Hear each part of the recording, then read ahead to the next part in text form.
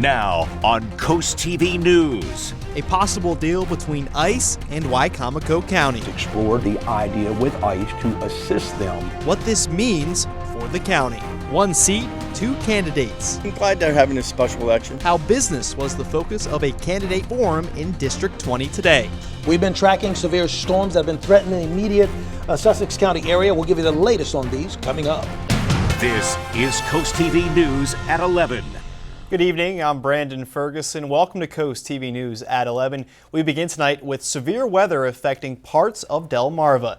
And we're now going to take a live look into Ocean City and bring in our first alert, Chief Meteorologist Paul Williams. Good evening, Paul. Good evening to you. Well, just to kind of set the stage properly, we were concerned about a very isolated pocket of severe thunderstorms that prompted a severe thunderstorm warning throughout portions of Sussex County right around 9:15, and then it expired by 10 o'clock. Now, here's the latest movement now. The biggest thing that we've tracked with this that had of greatest concern, it moved across Denton over towards Highway 13 north of Seaford and tracked over towards Georgetown before it fell apart very quickly. But it was the dense lightning strikes, and that's what you see jumping along right now. The latest movement we're seeing that it's offshore right now, going off to the water. We actually had a marine warning and also severe thunderstorm warning. This storm had at least a history of about 60-mile-per-hour wind gusts that was associated with it that it pushed through, and it was moving at about 30 miles per hour towards the southeast. So it was isolated, but not prompting any concern for any additional kinds of warnings or damage that was a part of it.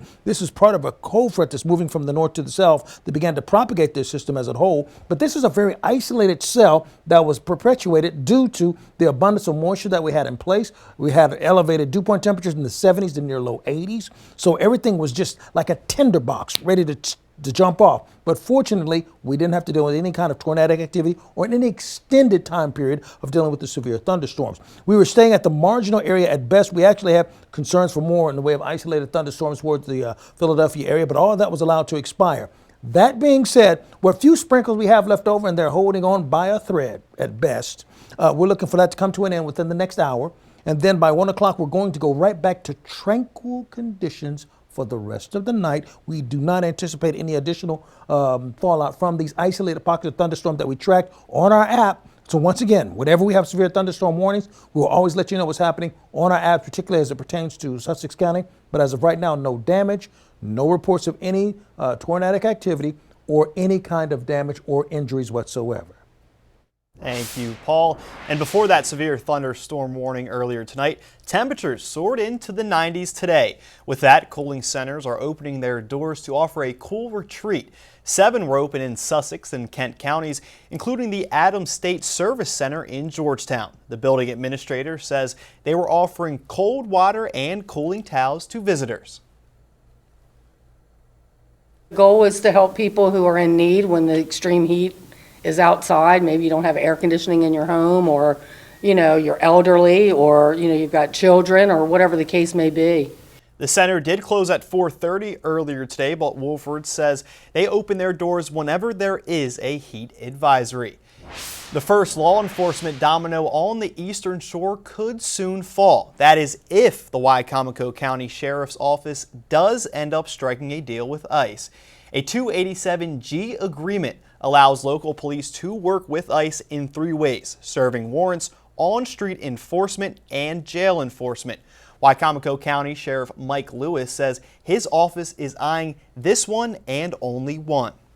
What I would like to do in the future is explore the idea with ICE to assist them once someone's arrested on local charges and they're transported to the local jail.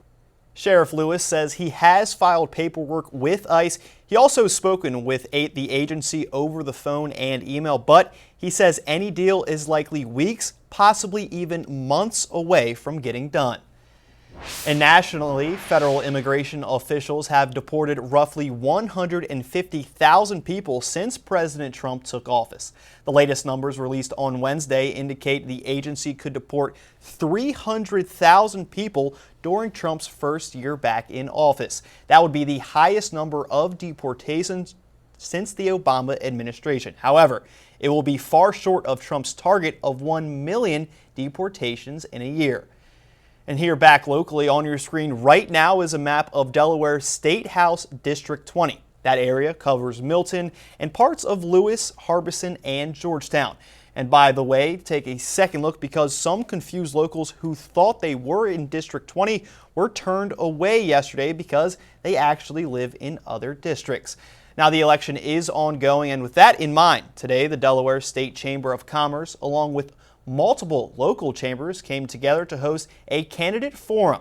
Coast TV News reporter Emma Aiken shows us what those candidates had to say and how voters are using that information to influence their ballot choice.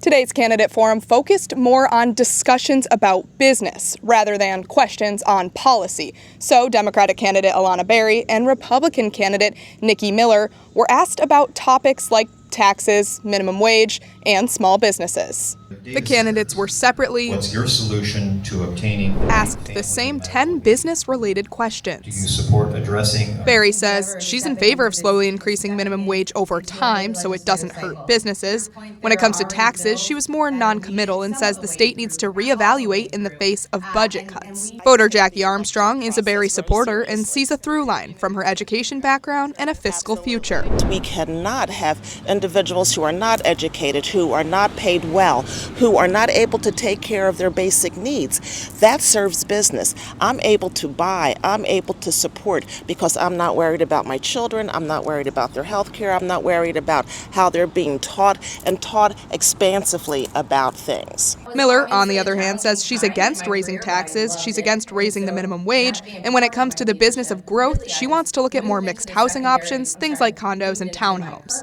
As for voter Cliff Geisler, he's just ready to see a little more red in the legislature. When I came down here, there was a fairly equal division, I thought, among Democratic and Republican politicians, and it has drifted steadily leftward, in my opinion. I'd like to see it go back a little further to the center, and that's why I voted for the Republican. With a key seat open in Dover, this battle over business extends all the way to the ballot box. For Coast TV News, I'm Emma Aiken. And policy approaches aren't the only differences between the District 20 candidates. There's been some tension too. This week, Miller is taking aim at Berry's voting record, claiming Berry did not vote in this year's Cape Penelope School Board election or either of the 2024 referendums. Berry says she was dealing with health issues at the time and argues her experiences show why access to voting needs to be stronger. If you're not going to vote in the absolute most local election that you possibly can, and even if it's a referendum, life happens. Sometimes we miss things, but this is 3 very crucial things that should have been voted on. The reality of where we are is life happens, medical emergencies happen, folks have job obligations, folks have to support their families and caregivers, and all of those things really create barriers for folks to be able to vote in our elections, both big and small. To be clear, early voting is not an option for school board elections or referendums, but absentee voting is. And this is a special election, meaning we are halfway through the current legislative session, and now, as of today, both of these women are running in the 2026 election as well. On your screen now is Democratic candidate Alana Berry filing this morning. Republican candidate Nikki Miller already filed for the 2026 election last month. And there is a third candidate in the 2026 race, Democratic candidate Ruby Schaefer, who filed to run in July. And this brings us to our Coast TV poll. We want to know if what matters most to you in this special election. Let's take a look at the updated results from our 6 p.m. news hour. So far, a majority 63% saying candidate integrity, with 22% saying stance on growth. If you haven't voted yet, you still can on coasttv.com or on our mobile app. Now to national politics. After the second day interviewing Jeffrey Epstein's accomplice, Ghislaine Maxwell, her attorney is saying she was asked about 100 people who knew Epstein. On Friday, the president was asked if he would consider a pardon or commutation for Maxwell. The president put an ocean between himself and the Epstein files controversy, arriving in Scotland tonight.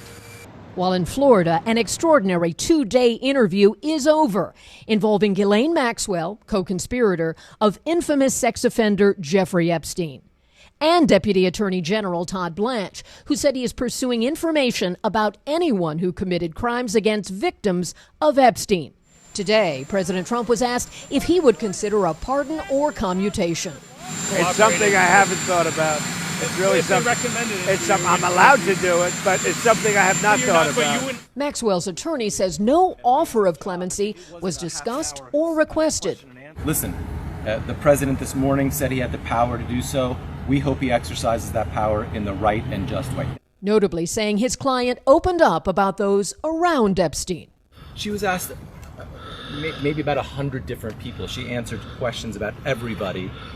The Deputy Attorney General posted that the Department of Justice will share more about what we learned at the appropriate time. The president tried to distance himself from the specifics of the Maxwell meeting. She is being talked to by a very smart man, by a very good man, Todd Blanche. And I don't know anything about the conversation. In a 2010 deposition, Epstein was asked about his personal relationship with several well-known figures, including Donald Trump. Have you ever socialized with Donald Trump in the presence of females under the age of 18? Though I'd like to answer that question, at least today, I'm going to have to assert my 5th, 6th, and 14th Amendment rights, sir. The White House says Mr. Trump kicked Epstein out of his club for being a creep, ending their friendship decades ago.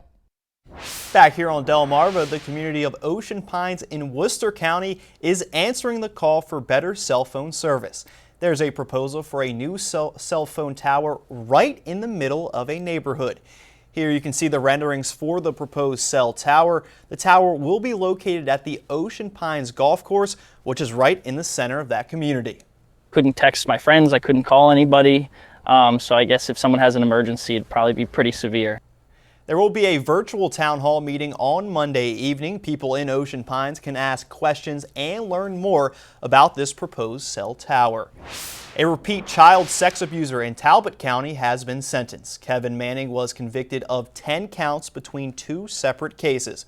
Prosecutors say he abused a 3-year-old and harassed and intimidated the child's mother. A judge gave Manning 41 years behind bars with all but 18 years suspended. He will be required to register as a Tier 3 sex offender with a lifetime of supervision. The 34-year-old was previously convicted for the sexual assault of a 7-year-old in 2016. Back here in the First State, Delaware State Police are searching for a suspect involved with a Millville burglary. This is where it took place early Thursday morning at Marley's Smoke Shop on Atlantic Avenue. When Ocean View police arrived at the scene, they say the building was forcibly entered and that the suspects ransacked the business and stole undisclosed amount of cash and merchandise. State Police Troop 4 is now handling this investigation. Delaware Republican lawmakers are calling for the General Assembly to return to a session to address public backlash over rising property taxes.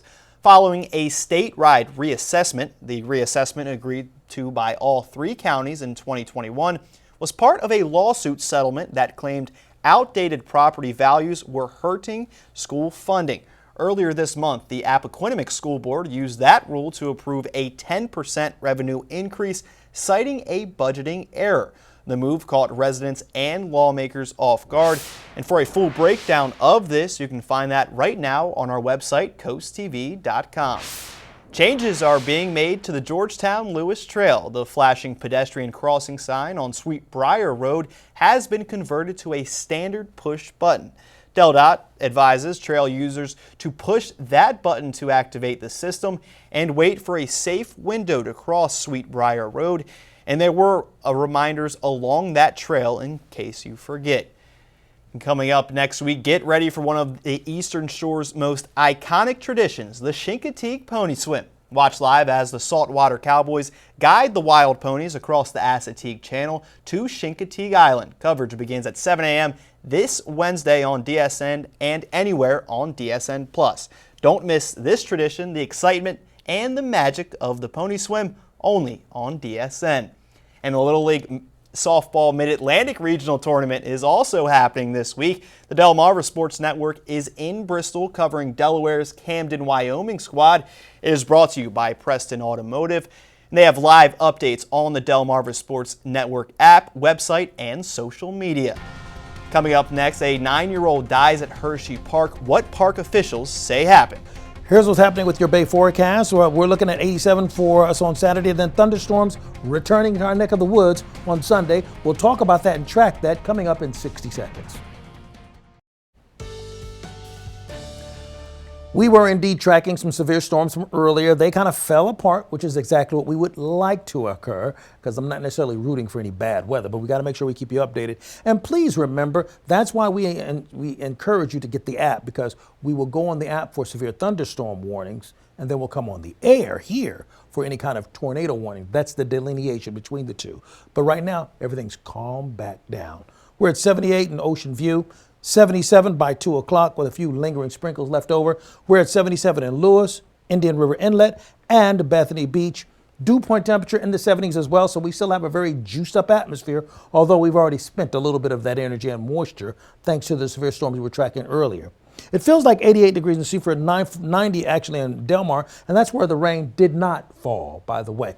Here's a look at our muggy meter. We're expected to stay near very humid to miserable for the next 4 to 5 days in a row, so the heat is still an issue. So here's the latest look on what's happening with the rain. You can see how it began to fall about quickly. Really, it was more intense over towards Denton, but as soon as it crossed over into Delaware, it began to break up very quickly and began to kind of wind down quickly as well, which was a good thing. And then we had another severe thunderstorm warning over towards Lewis area. We still have some lingering showers right now, but they're not severe. It is causing a little bit of a delay as far as driving is concerned, but it's delayed. We still have some lingering scattered showers pushing across the highway near Easton and South, headed between Trapp and Preston. But overall, we're seeing most of this breaking up very quickly for us and not posing much of a problem with the cold front pushing from the north to the south.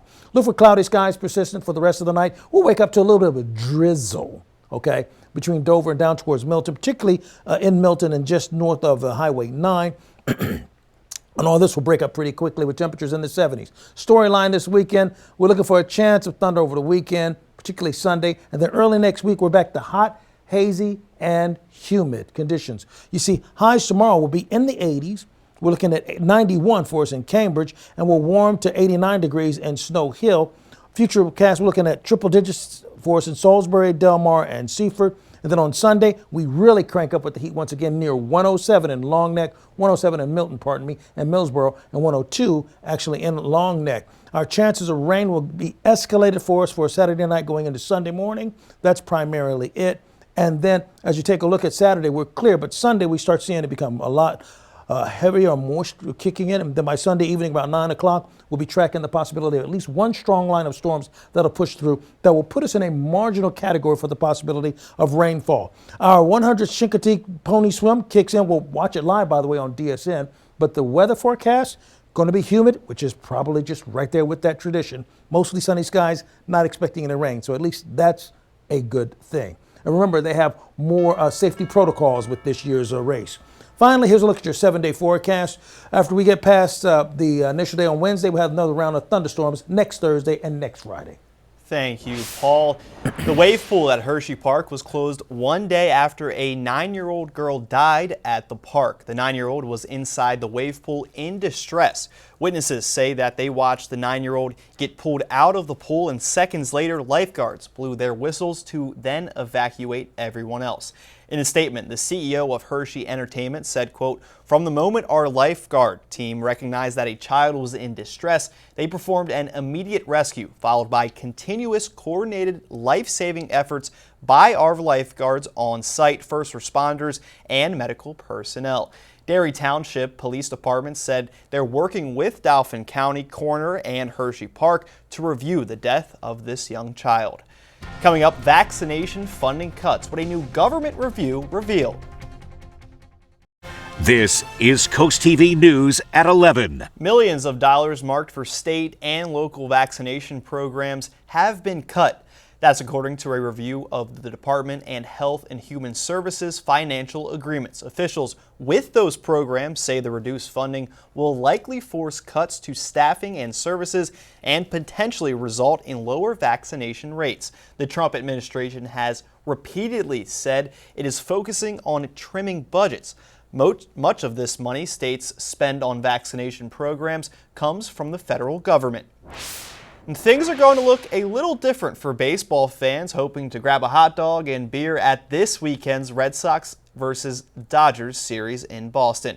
For the first time in Fenway Park's 113-year history, concession and restaurant workers are going on strike. Union members had set a noon deadline today to reach an agreement with their employer, Aramark. Workers are demanding higher wages aligned with city standards, guardrails on self-service checkouts, and fair scheduling. Union members said they're prepared to strike through Sunday. Now to politics. The Trump administration tariffs on imported cars and auto parts are taking a toll on Volkswagen. Europe's largest car maker says it's lost $1.5 billion during their first half of this year. VW's operating profit for the quarter that ended last month fell off nearly 30% compared to a year earlier. The decline was steeper than most analysts had expected, with General Motors also suffering from the effects of those tariffs. Coming up tonight in sports, USSA softball and two local teams battling out for a championship. DSN's Darren Wallace has you up to date in sports. But first, foot pain relief, a few things you can do to feel better. Well, if you're out golfing, it's going to feel a little bit better, not quite as steamy as it was today. Good conditions, sun and clouds humid with an isolated thunderstorm a possibility, high of only 88 instead of the 90s. It's a common health problem. Foot pain can impact daily life, limiting mobility, increasing the risk of falls, and impairing balance. But there are ways to lessen that pain. In today's Health Minute, Mandy Gaither has ways to find relief from chronic foot pain. You may not think much about your feet, but they're the foundation of our bodies, providing support, stability, and allowing you to move. But they also carry a lot of weight. You know, after a long day, many people can't wait to kick off their shoes and put up their feet. But if you suffer from chronic foot pain, that might not do it. One study found foot pain is generally more prevalent in women, with footwear often a factor. Those who have obesity and seniors are also at higher risk. There are also several other reasons for the pain, including bunions, hammer toes, sports injuries, plantar fasciitis, and arthritis. But you may find some relief by focusing on stretching your calf and hamstring muscles, says Dr. Sanjay Gupta. When these muscles are tight, lower tendons and tissue can get inflamed.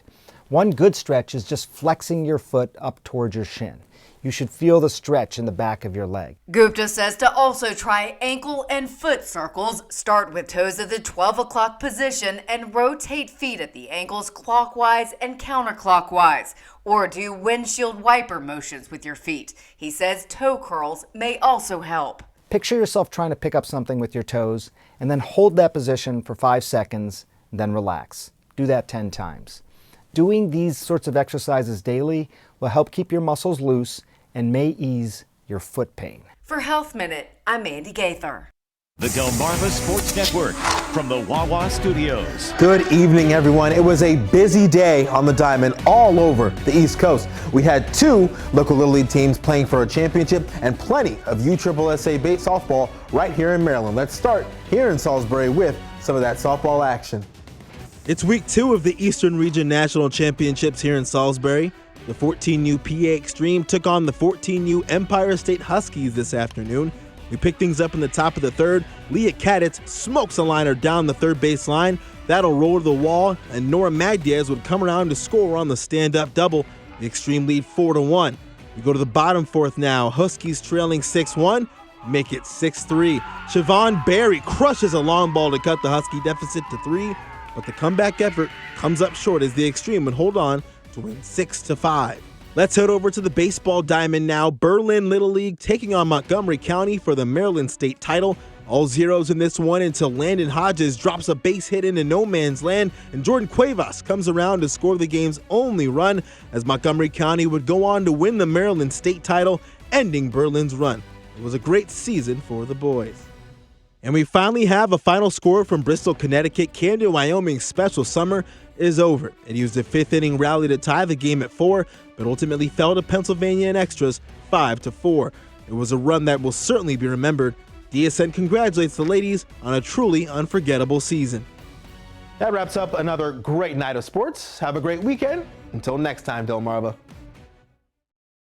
Each Friday, you can cheer up with a weekly dose of local good news from Coast TV. It's full of features, cool things to do each weekend, and more. You can sign up now for a Feel Good Friday newsletter at coasttv.com/sign-up. And Paul, I have to know, is this weekend weather going to make Delmarva feel good? Let's say on Saturday, yeah. On Sunday, not so much. We'll take a look at that in a moment. Ocean City, we're dry tech at 80 degrees right now. We're going to stay at the upper 70s for the rest of the night. Partly cloudy skies. Our mosquito meter is going to indicate we're going to be dealing with mosquitoes big time.